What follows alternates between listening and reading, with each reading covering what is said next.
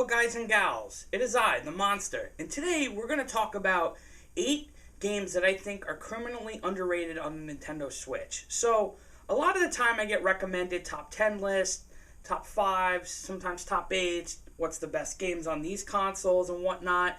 And I thought, okay, well eventually I'm going to get to it, but I wanted to try something a little different since it's coming back and whatnot to YouTube.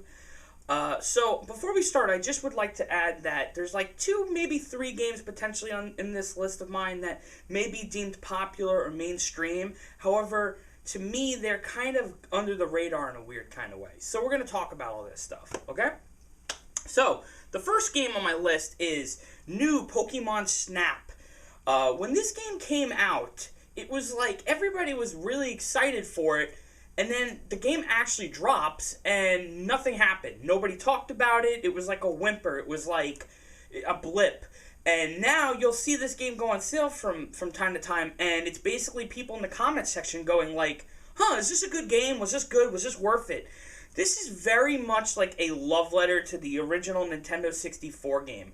In a time where like Pokemon games are kind of hit or miss with people, and trust me, I know I've played at least one mainline game every time they put them out. And I totally get it. This one right here, like, really, like, follows what the original does and did and improved on it. And on top of that, there's, like, homages to the original, which, you know, the Pokemon company is a little hit or miss with some of that stuff as well. So in this game, there's plenty of Pokemon. Whatever the engine they're using in this game is beautiful. You're basically arcade style. You're riding in the car. You're moving around. There's a giant map with different kinds of lands and terrains, and depending on like what tools you unlock and things you use, you'll unlock more Pokemon for new photos, and you'll unlock new zones, and there's a lot to do. There's legendary Pokemon or special ones. There's like a storyline going on, and you're working in a lab, and there's just like there's a huge callback to the original 64 game that I want to spoil, but I'm not going to. And it's in the story, and I popped when I happened, and I couldn't believe it.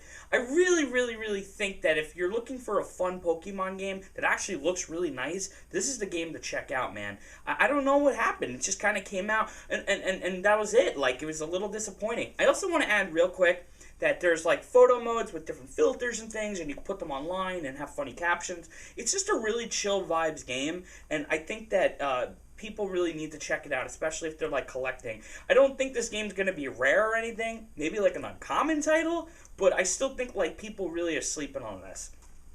Okay, so the next game admittedly has been on like PC, and I think it's probably been on other consoles by now, but at the time I bought it, it was a big deal that it came to the Switch. And that is New Super Lucky's Tale. I actually got this at a GameStop that was like 20 minutes away from me that was closing, so I got it dirt cheap. This is a gigantic love letter to Super Mario 64 and all of those old school 3D platformers, except it like actually does everything correct. The characters are really cool and memorable and fun.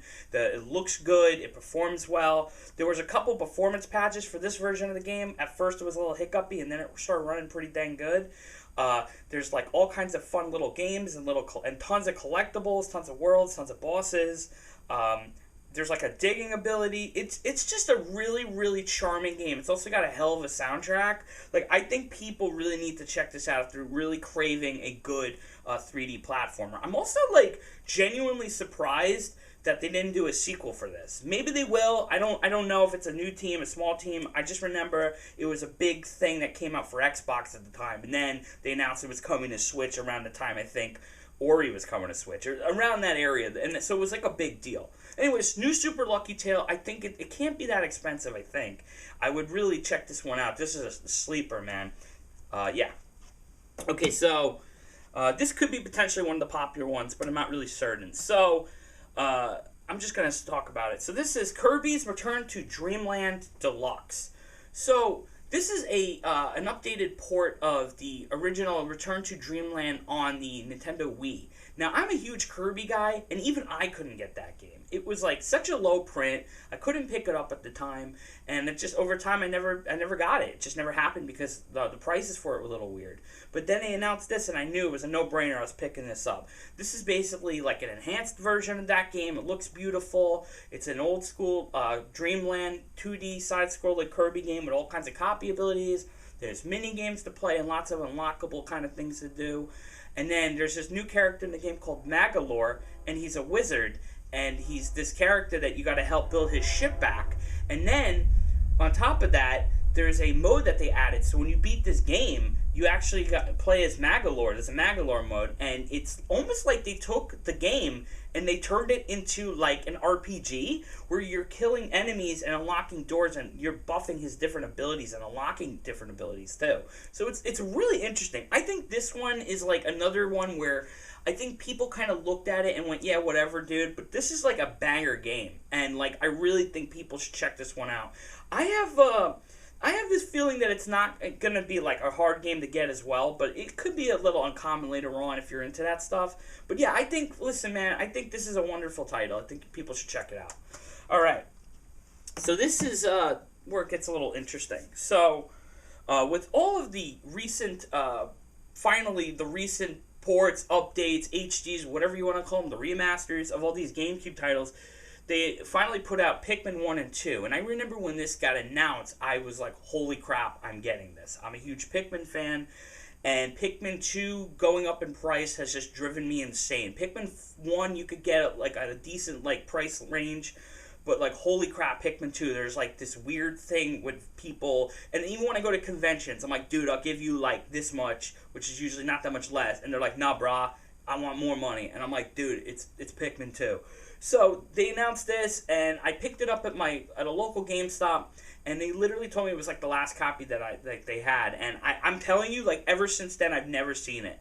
It's a very, like, I don't see it often. I don't know what's the story with this print run, if it's not going to be a lot of them. Look, I'm going to cut to the chase and keep it real, okay? Pikmin 1 and 2 are difficult games. I think they're difficult. There's a challenge to them. Obviously, like their older titles from the GameCube, they basically cleaned them up. They stretched out some stuff. They censored some stuff so there's no druggy jokes anymore. They changed some things around so they don't have to pay licensing fees. But listen, for the price of a Switch game, getting two, getting Pikmin 1's not rare, but Pikmin 2 for the price of for a Switch game is unbelievable. I think this is a steal. Again, not gonna lie to you, they're not like the easiest games in the world to play, but they're fun. It's a cute reminder of a special time in Nintendo's history, and I also think if you're one of these people that's about preserving, the games and whatnot, this is like one to have for your Switch collection for sure. Because again, I'm not seeing a lot of them, and it's very strange to me. But yeah, this is a banger. 2 banger games, man. Come on, pick one, 2. All right, so this is one of the ones where I'm like, okay, people are gonna be like, oh my god, this is a popular game. Why are you saying this? So here we go. Hear me out. Pikmin 4. Dude, this was like one of my favorite games of last year, okay? They took the Pikmin stuff, all the stuff you didn't like about Pikmin, and they improved it. They gave you a beautiful, like, nice demo, little talkie, and you would play this demo pretty long, and then you could transfer over the data to this game. They gave you enough hand-holding and enough freedom in one game.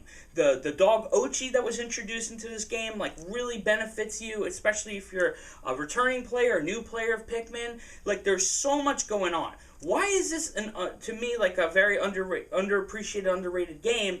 Is because I feel like it's one of those, Pikmin's one of those series where everybody looks at it and goes, it's really cute, it's really charming, Miyamoto made it, all this stuff, but I don't know if I'm going to dig it, I don't know if I'm going to vibe with it. I'm not the biggest strategy game guy in the planet, but this one right here is like that balance, that nice divide where they really, really want different types of players to check it out. And so one of the things that I love about this game that I feel like people need to start talking about more is they have one of the best carrot on a strings I've ever seen in a game. You keep exploring zones, you unlock points, you use that stuff to buy upgrades for you, for your dog, new tools. It's constant upgrading, and if you think it's over, it's not over. I 100%ed this game. I don't 100% games often either. I don't know why I have to keep telling people what I'm doing and what I don't do, but in any case, I think that this is like such an incredible game. All kinds of new Pikmin. Well, there's the glow Pikmin, and there's like a Pikmin mode where you're using a glow Pikmin to protect these little domes. There's all kinds of different zones and terrains, from like jungles to houses. There's underground stuff. The dungeons are incredible. If they wanted to just make a Pikmin dungeon game, I am freaking here for it, dude. I'm telling you guys, please, please, please, do not sleep on Pikmin 4. Again, I know it's a little popular. I understand it, but this is the one I'm going to bat for, because I think this game is absolutely incredible. And more people need to check it out. This was one of my favorite games of last year. Alright, here's the other one that might be popular. But maybe you might agree with me on this. I I don't know. All right, so one of my favorite Game Boy games of all time got remade a couple years ago, and that is The Legend of Zelda: Link's Awakening. Now, I'm not like this huge Zelda guy, but with Zelda, I love when they were doing the little young Link stuff, the kid stuff, the weirder, whimsical-y kind of stuff. Like Ocarina of Time, obviously, I love that kind of stuff. And this right here was like such an amazing point in time for Nintendo, man. They were just allowed to do weird things, do little crossover cameos, and it's just such an oddity. And I love the vibe of this game. And I believe they also re-released it for the Game Boy Color. I think it was DX or something. So it's just such a, like... The fact that a team of people were able to remake this game is incredible to me. It's the same game. They updated it. There might be a couple of changes, but it's the same. They left the chain chomp in, for crying out loud. There's all kinds of little references. It's fun. It's weird. It's quirky. It's got an interesting, just a very chill, but also weird vibe with a giant windfish. And there's no shame if you need help with it a little bit, but it is just such a fun game. And I feel like this one came out, maybe it did well, I don't know. And I feel like nobody really talked about it afterwards. They were talking more about the amiibo than the game, and that sucks. So check out The Legend of Zelda: Link's Awakening. I think this game rocks. Okay, last two, and these two I think are gonna be good for this list.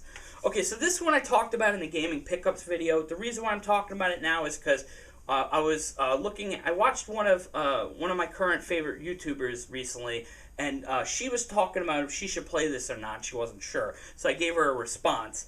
But I wanted to talk about it a little more, if that's okay. So, Dragon Quest Monsters: The Dark Prince. So, in the gaming pickups video I put out, I talked about how this is like a late 7 out of 10 game, and there's nothing wrong with it. It's long, it's lengthy. I actually got my numbers mixed up. I think I put 60 hours into this game. This is a fun Pokemon-like game. It's one of the stronger ones. It's not going to thrill you with the way it looks. It's not going to thrill you with the soundtrack. They've updated the performance so it's running better. But the gameplay of it is really fun. The worlds are cute and charming. There's a Dragon Quest IV alternate timeline thing going on if you're into Dragon Quest. The monsters look really cool. The breeding system ain't too shabby, ain't too bad. The tournaments are fun. You could speed through all the battles with a push of a button. I think that this game slaps. I really want to see more Dragon Quest Monsters games. And I'll be real, I want to see ones that do better than this. So I really want people to go out and support this. There's a lot of monsters in this. I think there's like 200 or 250. There might be more. I could be wrong. Could be less. But there's a lot of monsters in this game. And I just really think that people need to play it. Because again, I think this is going to be another one where people are like, oh yeah, there was a Dragon Quest Monsters game on the Switch. Alright. Last one. So the last one I really do think is an underappreciated, underrated game. And I'm going to bat for this despite some of the flaws. And that is Marvel Ultimate Alliance 3, The Black Order. This is a Nintendo Switch exclusive that was created by Team Ninja. I love the original Ultimate Alliance 1 and 2. I really like 2 more than 1, to be honest. I know 2's got bugs and flaws, but I think 2 with the Civil War storyline was badass. And I think this is really cool. This is basically like the Infinity Gauntlet, but like with Thanos' son and the Order is in it. Like all the kids are in it. This has got probably the greatest Marvel Ultimate Alliance roster ever, I feel like. It's an incredible roster. There's some broken moves. There's some crazy stuff. The game is really easy. I will not lie to you. It's very straightforward and simple. But as you beat the game, you unlock harder versions of it. And you just keep going and going and going until you're done with it, I guess. There's also, like, DLC packs, which, there's a lot of characters that they added to the DLC to change. But you gotta understand, this was the first game in years to have, like, everybody in it with the X-Men and the Fantastic Four. So it was a pretty big deal. I will say this. There are a couple flaws. There's an ISO system in this, which you use these, like, stone things, and you got to constantly upgrade your characters with. To me, it's just cumbersome and really tedious, and farming is kind of not fun. I would have much rather they did, like, a Diablo-style, ARPG-style, traditional ARPG-style talent system. There's also some stages that I swear were not quality tested. Like, there was one stage in the DLC where they keep shooting you with fireballs, and I had to kill, like, 3 out of the 4 of my team just to progress the level. But look, I think this game looks great. It plays fine. It's a really fun game. Cool roster. If you love Marvel characters and superheroes, and yes, even playable villains, this game is a freaking banger. It's a great time, and I don't think that there's no harm in playing it, I feel like.